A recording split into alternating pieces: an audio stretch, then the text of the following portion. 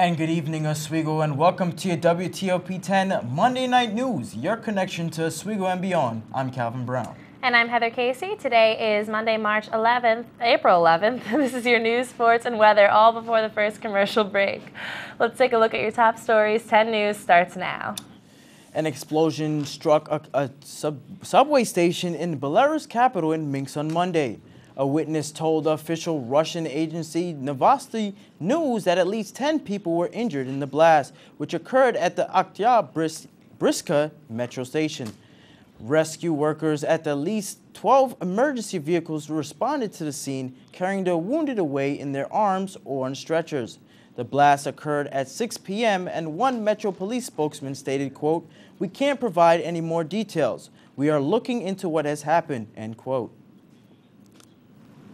An earthquake with a 6.6 magnitude rattled the coast of northeastern Japan this morning. The country marks 1 month since a devastating earthquake and tsunami that left much of the region in ruins. According to the U.S. Geological Survey, the epicenter of today's aftershock was some 160 kilometers, about 100 miles, northeast of Tokyo. That didn't stop residents in Japan's capital from feeling the tremors. Earlier Monday, there was a moment of reflection on what had been a turbulent and tragic month for Japan. Soldiers and people in Urusao took a moment from their work to remember those lost in the quake and tsunami. More than 13,000 people are known to have been killed, but another 14,000 are still missing. Most of them seem likely to have been washed away or buried somewhere under the rubble. And now we'll check our current conditions outside with meteorologist Patrick Cavlin. Patrick, what's it looking like out there? And a good evening, Oswego. I'm meteorologist Patrick Cavlin, coming to you from outside the campus center here on a not so nice evening, unfortunately. It was a little warmer earlier in the day. Right now, though, we have cloudy skies, just like we did earlier this afternoon, and our temperature is about 56 degrees right now, so considerably cooler than what it was earlier. As we go into the evening hours tonight, we'll have cloudy skies, kind of clearing as we go towards the morning hours, and any showers that are around during the evening should kind of taper off by around midnight. And taking a look at our future cast as we go into Tuesday tomorrow, much cooler, 50 degrees, but look at that, sunny skies. Unfortunately, as we go back into Wednesday, or Quest Day here at the SUNY Oswego campus, those clouds will move back in, and we might have the chance for a few showers around, hit or miss, and those temperatures really staying the same around 50 degrees. And then as we go back into Thursday, our temperatures will moderate a little bit to 60 degrees. Will that trend continue? We'll talk more about that later, but there's been some severe weather going on around the country, and to have more on that, we're going to go to Calvin back into the desk. Thank you. Thank you, Patrick. The cleanup begins today after severe weather struck across the country over the weekend. While flooding and tornadoes damage homes and businesses in the Midwest, crews in Texas are battling fast-moving wildfires. Megan Cloherty is in Washington with the latest. A tornado roared into Mapleton, Iowa at 165 miles per hour, destroying more than half of the small town. This video, caught by a storm chaser, shows the funnel cloud tearing across the state. Left in its path, twisted trees, scattered debris, and empty shells where homes once stood. We've got disaster mental health here right now, trying to help the community through this.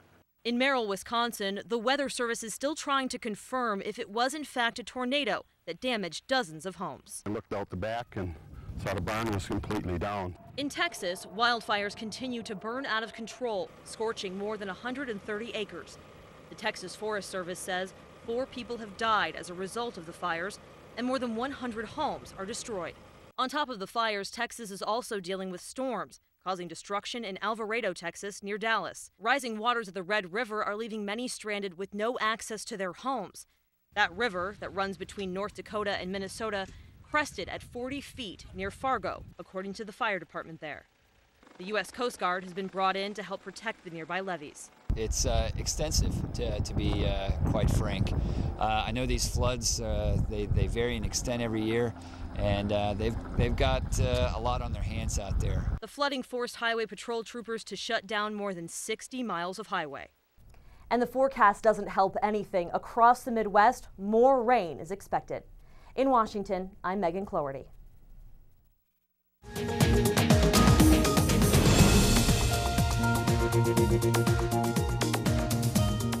Breaking news coming out of the Ivory Coast, where there are multiple parts that renegade former President Laurent Gbagbo has been captured.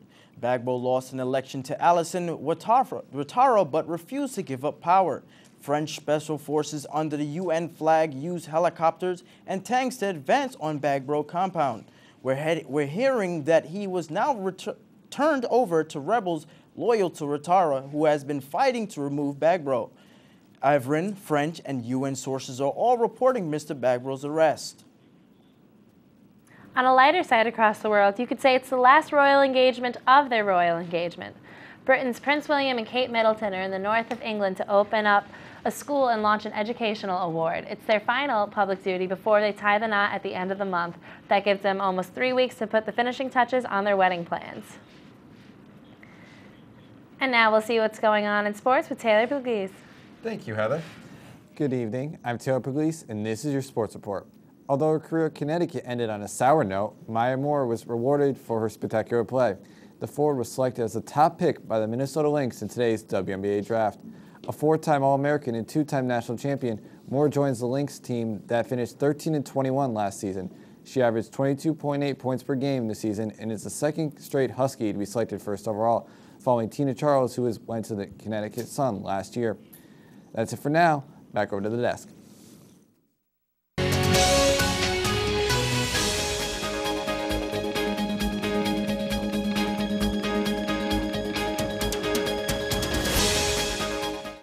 New humans' remains were discovered on New York's Long Island today. Authorities say they found a possible human skull in Nassau County. The discovery came just after cadaver dogs found bones nearby. The medical examiner is now investigating whether those remains are human. Discovered about 96 feet north off the parkway, all right, what appears to be a human skull. Further analysis has to be done. All right, I don't know what it looked like it's in entirety. I don't know whether it was partial or not, but we're looking at it. The ME's office will have to look at it for further examination. The remains discovered today were found 5 miles away from where 8 other bodies have been recovered since December. Police believe the deaths may be the work of a serial killer. A federal appeals court on Monday affirmed a previous injunction of Arizona's controversial immigration law signed by Governor Jan Brewer, known as the SB 1070 law. Among other things, this legislation would have required local law enforcement in Arizona to apprehend and help deport illegal immigrants. The Obama administration sued, arguing that only the federal government has that authority. 2 inmates who escaped from Monroe County Jail north of Rochester, New York, are back in police custody. Eddie Palmer and Joseph Mitchell, seen in this video being escorted by police, had been on a run for 8 days. Acting on a tip, U.S. Marshals and Wayne County deputies found the 2 Friday night hiding in a camper. The third man accused of helping Palmer and Mitchell was taken into custody as well. Palmer was serving time for criminal possession of stolen property, and Mitchell was behind bars on a federal narcotics charge. The 2 now face federal escape charges which carry a 5-year prison sentence.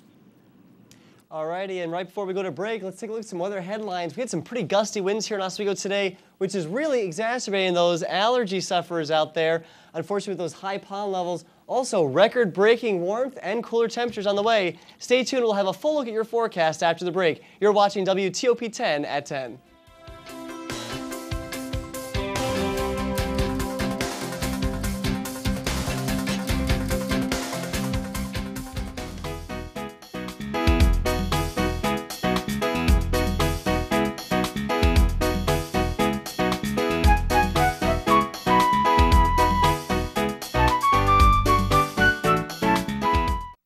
Want to get ahead? Take summer classes. Earn up to 14 credits. Classes start May 23rd. More information available at www.oswego.edu/summer. Register now.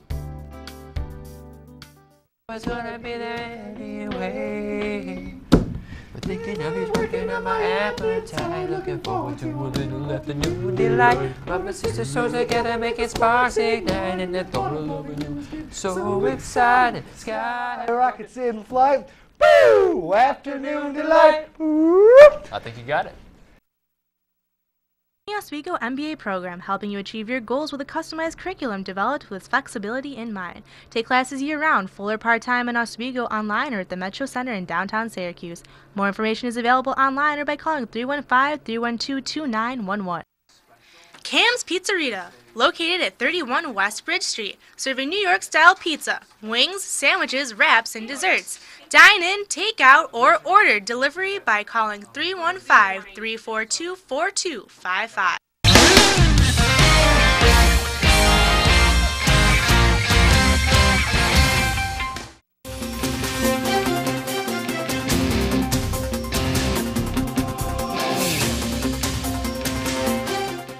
Student loans are likely to top $1 trillion this year, creating more debt than credit cards for the second time in a row. As more students are heading to college, they are also borrowing the money to go. The mountain of debt is likely to grow more quickly with the coming round of budget-slashing Pell Grants for income students are expected to be cut, and tuition at public universities will probably increase as states with pinch budget cuts back on the money they give to colleges. The Indie Series is coming back again this Friday, April 15th at 7 p.m. in Sheldon Hall Ballroom. Oswego and WNYO sponsor the series, which happens twice every semester. This Friday's concert will feature indie artists Jukebox the Ghost, Black Throat Wind, and Michaela Davis. Tickets cost $5 for Oswego students, $10 for staff members, and $12 for general admission. Tickets are available online and at the Campus Center box office. And now, here's a look at your full forecast with Patrick Cavlin.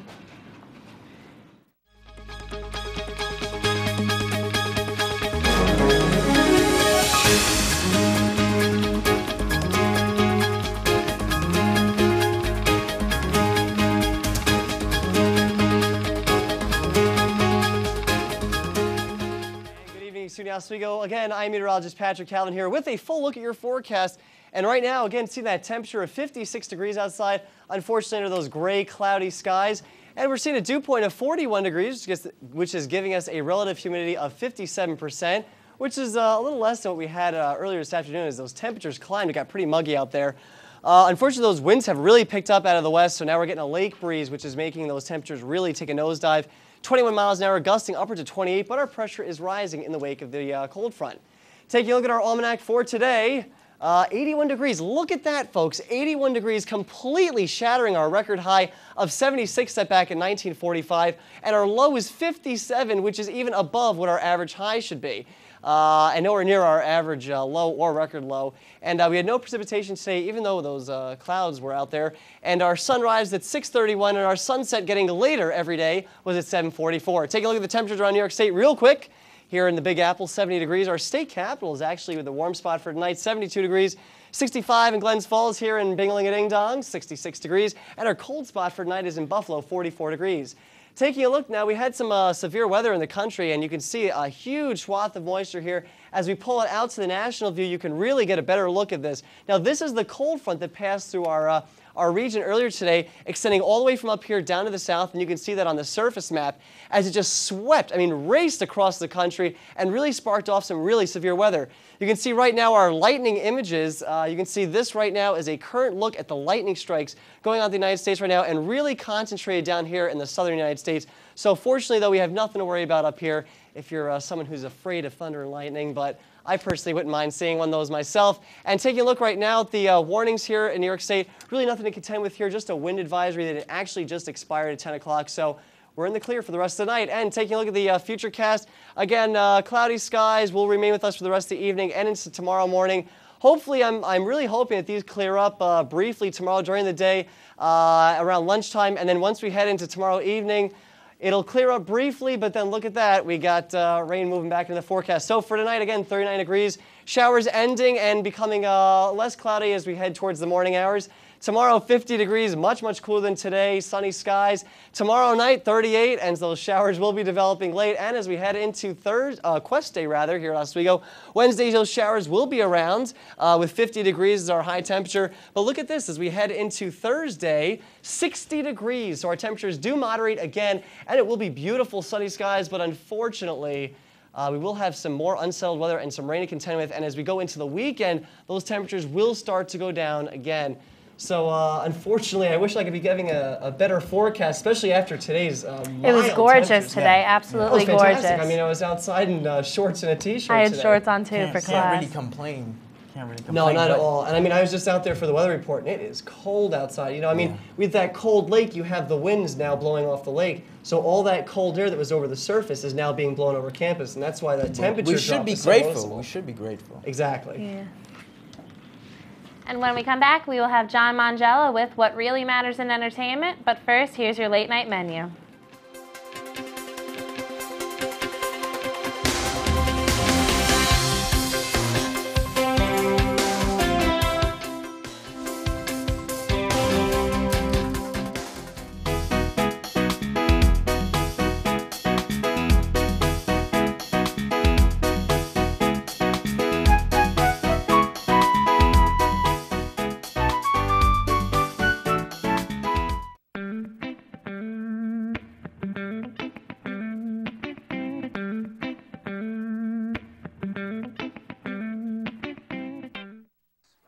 Cam's Pizzeria, located at 31 West Bridge Street, serving New York-style pizza, wings, sandwiches, wraps, and desserts.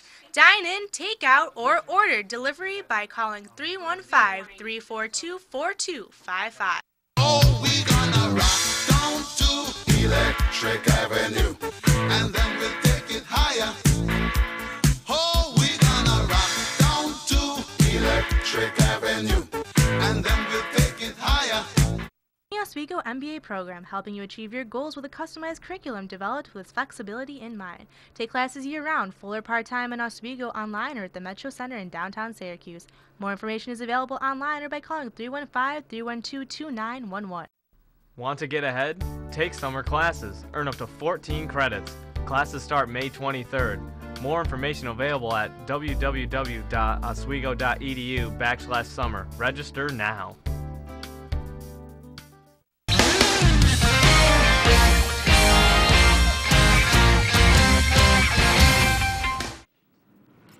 And here's John Mangello with What Matters in Entertainment. Thank you. Good evening, everybody. My name is John Mangello, and this is what really matters this week. Hitting theaters this Friday is the apparently much-anticipated Scream 4, directed by horror legend Wes Craven. The satirical slasher film literally stars everyone from the first 3 entries in the series, meaning they will probably be in the next one, too. I mean, come on, you know it's coming. This also begs the question, who ever thought David Arquette was a good choice for the lead? Like, ever.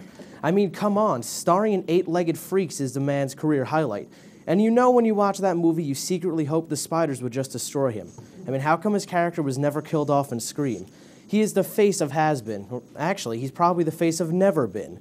And Courtney Cox returns to play the news reporter, but I can't help but see her as anything other than Monica from Friends, because she never branched out either. Regardless, this movie will probably be very entertaining, and if nothing else, I can only guarantee that throughout the film, many attractive women will fall down while running away from the killer in heels before being destroyed by the Scream guy. Also, coming out on Blu-ray next week, the 2011 Oscar winner for Best Picture, The King's Speech. I saw this way back in November, and I thought the movie deserved all of the praise it received. Yes, sue me, I thought it deserved to win more than The Social Network. Sorry to let all of my fellow peers down, but the second The King's trailer hit, you knew nothing else had a chance at Best Picture. And I don't like picking movies that had no shot at winning. Also coming out, Harry Potter and the Deathly Hallows Part 1. The first half of the final Potter movie, it is by far the best one since A Prisoner of Azkaban, and has a mature feel that is missing from all the other films. But why would you buy this now when it's only the first half? And just wait until they are released together. I mean, it's inevitable. Good one, Warner Brothers, you money-hungry executives, you. And to close out this week, the spring concert in the Campus Center this past Saturday was awesome, and J. Cole was amazing. And now for everybody that complained and cried because Cudi didn't come, I mean, these guys weren't bad at all. And stop using the excuse they are nobodies. I mean, Sam Adams may not actually be something in the long run, but J. Cole literally is the next big thing. I mean, Jay-Z is raving about him, and the last two people Hove went hard for seemed to turn out okay. In case you forgot, they were Kanye West and Lupe Fiasco. So to all the haters, Cole is about to blow up. And literally to the one person who got that reference, that's why you're awesome. Once again, I'm John Mangello, and that's all that matters to me this week. Sounds like a lot of activity this week, you would say. Well, the movies come out next week, but I'm still reeling off the J. Cole concert. That was awesome. It was really good. I saw a lot of people coming back from the concert. I was like, oh, what's going on? I thought it was a riot. Really small crowd compared to last year, though they couldn't sell as many tickets this year. It's really unfortunate. The crowd that was there that was packed, it was loud, it was awesome. So. I have a friend that actually got to touch J. Cole's hand. I gave him a high five too. It was awesome. I feel blessed to touch his hand. That's nice. Pretty cool. Turning to your state news now.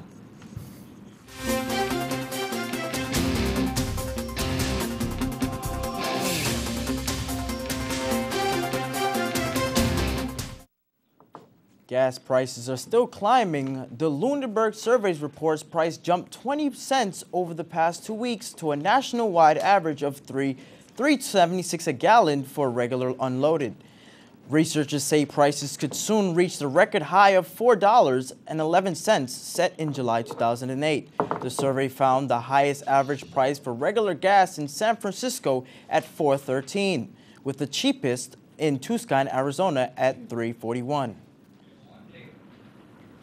The bridge that connects New York City to Queens now has a new name. Mayor Michael Bloomberg today signed a bill that officially renames the Queensboro Bridge the Ed Koch Queensboro Bridge. Bloomberg says the former mayor deserves the honor for all he did for the city. Mayor Koch is the quintessential New Yorker. He's tough, outspoken, and passionate about our city. It was his resiliency that made Ed Koch a great mayor, and it was under his leadership that New York rebounded from the depths of the fiscal crisis in the 1970s. He led our city back from the brink of ruin and laid the foundation for the city that stands strong today. Koch was mayor of New York City from 1978 through 1989. Taxpayers won't be on the hook for the cost of replacing signs for the bridge. They will be paid for with private donations. And now a full look at sports with Taylor Pugliese.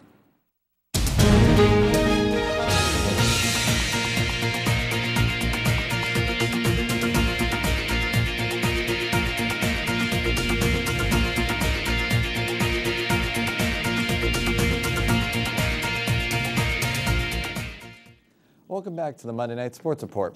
2 former players and a former coach of the University of San Diego Toreros were charged Friday with running a sports betting business that influenced outcomes of games. Brandon Johnson, the school's all-time leader in points and assists, another player, Brandon Dowdy, and former assistant coach Thaddeus Brown headlined the indictment of 10 people. The indictment, unsealed Monday, alleges that Johnson took a bribe to affect a game in February 2010 and influenced someone else to affect San Diego's games this January. Dowdy and Brown allegedly attempted to entice the player to affect the outcome of a University of California Riverside game this February.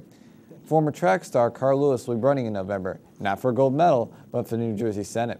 The 49-year-old Willingsboro native is a 9-time Olympic gold medalist. Now the Democrat will be trying to unseat incumbent Don Adiego in the 8th legislative district in the upcoming election. As announced on Monday, Lewis said, quote, "When I run, as you see from my record, I run to win," end quote. This is Lewis's first bid for elective office. Finally, in Oswego athletics, the Oswego field team swept the Athlete of the Week honors from last week as Mallory Eckert and Mike Chamberlain took home the award. Eckert, a freshman, placed third in the javelin throw at the University of Rochester Alumni Invitational with a distance of 28.62 meters. Chamberlain, a junior, finished third in the long jump and triple jump and 6th in the high jump at the meet. He earned 15 of the team's 50 points, the 7th highest individual point total at the meet. That's it for sports. Now back over to Calvin and Heather. Thank you, Taylor. And when we come back, we'll take a look at the lighter side of news. But first, take a look at your community calendar.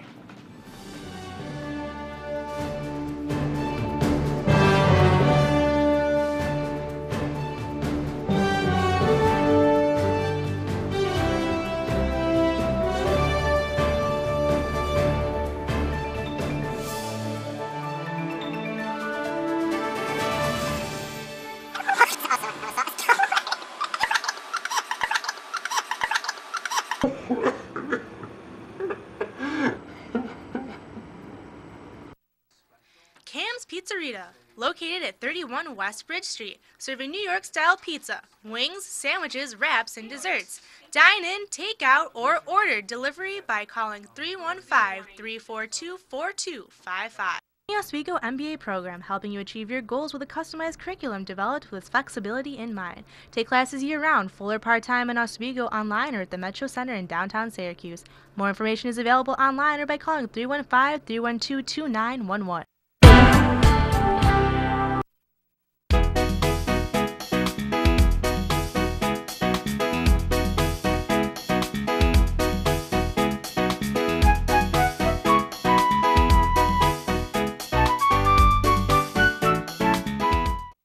Want to get ahead? Take summer classes. Earn up to 14 credits. Classes start May 23rd.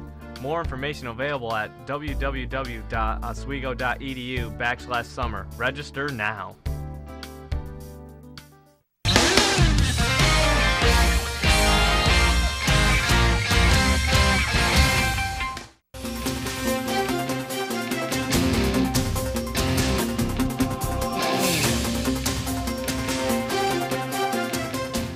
Dive into the lighter side of news. Yesterday, the Los Angeles' Hollywood Reporter revealed a new villain for the new Superman movie. Michael Shannon, who received an Oscar nomination for his supporting role as a mentally troubled man in the movie Revolutionary Road 2 years ago, has been voted on the cast for this film. Shannon will play the role of General Zod, opposite Henry Cavill's Superman in the movie Superman Man of Steel. General Zod is from Krypton, where he commanded its armed forces. The character also appeared in both 1978's Superman and its sequel, Superman 2. And if the cast couldn't make any more money, the Jersey Shore cast has just reached an agreement on Season 4's salary, and the cast will now make $100,000 an episode, a drastic change from the $10,000 they started at in Season 1. The cast was reportedly holding up contract negotiations for the next season, which led to a delay to their scheduled Italian trip. Many wish making money was as easy as it is for Jersey Shore cast. Maybe it will be someday, but don't get your hopes up, though. Dennis Quaid comes clean about his past cocaine addiction and does American Idol's latest cast-off already have a record deal? And Katie Couric is returning to Today, at least for a day. Dennis Quaid opens up about his struggle with cocaine in Newsweek. The actor says he became addicted after coming to Hollywood in the 70s. He says he started using the drug casually, but then his life started to fall apart. Quaid decided to enter rehab when he realized cocaine would probably kill him.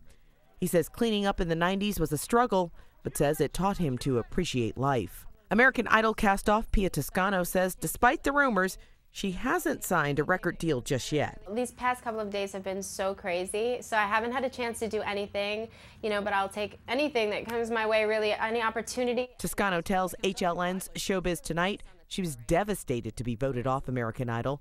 Since her surprise exit Thursday, Toscano says she's been overwhelmed with support from her fans and says she's focusing on the upcoming Idol tour. Katie Couric is returning to Today, at least for a day. The anchor's rep tells the New York Post she'll appear on the NBC Morning Show Wednesday to promote her new book.